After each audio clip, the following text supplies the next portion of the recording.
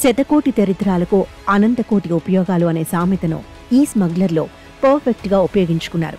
Excise task force teams ఎంత కట్టుదిట్టమైన భద్రత ఏర్పాటు చేస్తున్నా గంజాయి అక్రమ రవాణా మాత్రం ఆగడం లేదు. తాజాగా ధూల్పేట్లో టాస్క్ ఫోర్స్ పోలీసులు దాడులు నిర్వహించి 20 కేజీల గంజాయిని స్వాధీనం చేసుకున్నారు. ఒరిస్సా నుంచి 2 వ్యక్తులు తీసుకొచ్చిన గంజాయిని 2 చోట్ల విక్రయించారని సమాచారం అందుకున్న టాస్క్ ఫోర్స్ బృందం దాడులు నిర్వహించింది.